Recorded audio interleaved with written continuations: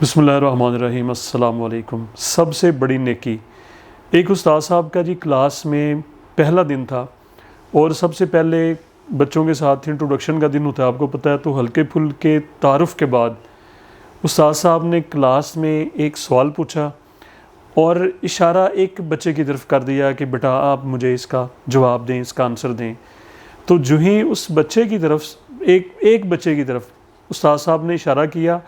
تو کلاس میں ایک کہکا بلند ہوا، بچوں نے اسمائل کرنا شروع کر دیا، مسکرانا شروع کر دیا۔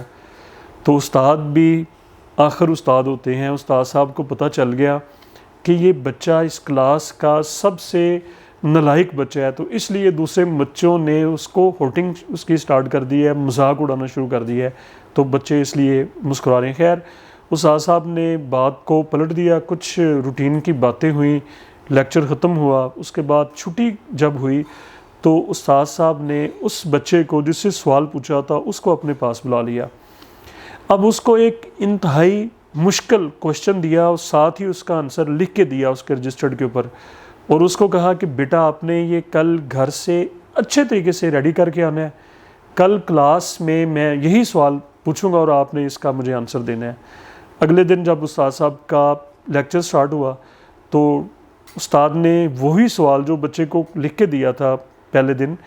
کلاس سے پوچھا۔ وہ سوال کافی مشکل تھا، بچوں کی پہنچ سے باہر تھا، کلاس میں خاموشی ہو گئی۔ تو آخرکار اس بچے نے، جو کہ نالائق بچہ تھا، ذہن میں رکھیں، اس نے ہاتھ کھڑا کر دیا۔ اب سب اس کی طرف دیکھنا شروع ہو گیا، لیکن آج کوئی مسکرایا نہیں کیونکہ سوال مشکل تھا۔ تو وہ بچہ کھڑا ہوا اور اس نے بڑے اعتماد کے ساتھ اس سوال کا جواب دے دیا۔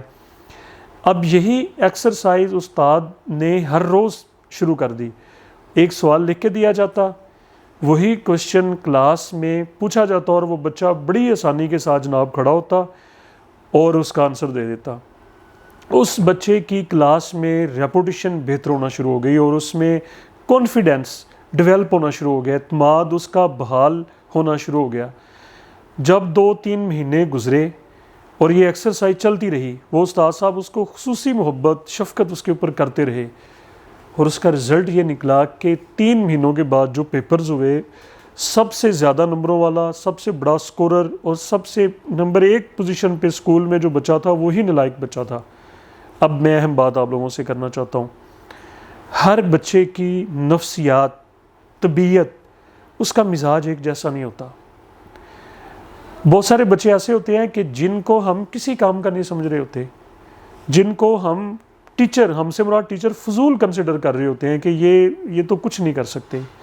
وہ دراصل ہماری محبت، شفقت اور خصوصی انٹینشن ان کو چاہیے ہوتی ہے، وہ ہماری خاص توجہ کے، ہماری خاص شفقت کے، یا میں اس کو اگر تھوڑا سا ایزی وے میں آپ کو سامنے رکھ لوں کہ وہ اصل میں ہماری حوصلہ افزائی کے، کہ ٹیچر ان کے اوپر اعتماد کوئی نہیں کرتا، پیرنٹس ان کے اوپر اعتماد نہیں کرتے، جس کا رزلٹ یہ ہوتا ہے کہ بچے کانفیڈنس لوز کر جاتے ہیں۔ جب دیکھیں بچے کو گھر میں بھی اعتماد، کانفیڈنس اس کے اوپر کوئی نہیں کر رہا کہ آپ تو کر ہی نہیں سکتے، کلاس میں جاتا ہے تو اس کے ٹیچرز بھی کہتے ہیں کیا، تو وہ کون اس کا کانفیڈنس بحال کرے، وہ ویسٹ ہو جاتا ہے۔ اب ایک بچہ، فرض کر لیں کہ وہ ہے ہی ایک فیملی کا بھی ایک بچہ ہے، وہ پیرنٹس کا بھی ایک بچہ ہے، اگر ہماری توجہ نہ دینے کی وجہ سے، ہمارے غلط ڈیسیجن کی وجہ سے ہم نے فیصلہ ہی کر لیا، دیکھا دیکھی کہ یہ کچھ نہیں کر سکتا، اس کو توجہ نہ دی، اس کو اسپیشل ڈیل نہ کیا،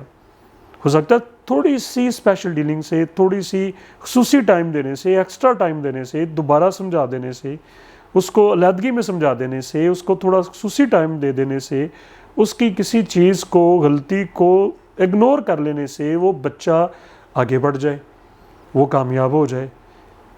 اگر ہم نے ایسا نہ کیا اور وہ ہماری وجہ سے ناکام ہو گیا تو دیکھیں ہم سے بڑا کیا کوئی گنہگار ہوگا، چاہے ہم پیرنٹس ہیں یا ہم ٹیچرز ہیں۔ اور اگر ہماری تھوڑی سی لگن سے، ہماری محبت سے، ہماری انکرجمنٹ سے، ہماری حوصلہ افزائی سے، ہماری تھوڑی سی اس کو معاف کر دینے کی وجہ سے کہ کوئی بات نہیں یار، تم پھر سے کر لو، دوبارہ سے سمجھ لو، یہ دوبارہ ٹرائی کر لو، دوبارہ اٹیمپٹ کر لو، اگر ہمارے ان جملوں سے، ان باتوں سے جس میں ہمارا کچھ لگ بھی نہیں رہا، ہمارا کچھ جا بھی نہیں رہا، ہمارا کچھ ویسٹ بھی نہیں ہے، وہ بچہ کامیاب ہو گیا، تو یقین کر لیں اور یہ لکھ لیں کہ اس سے بڑی دنیا میں اور کوئی نیکی نہیں ہے، اور سیدھا سیدھا ہمارے لیے جنت ہے۔ مجھے اپنی دعاؤں میں یاد رکھیں۔ بہت شکریہ۔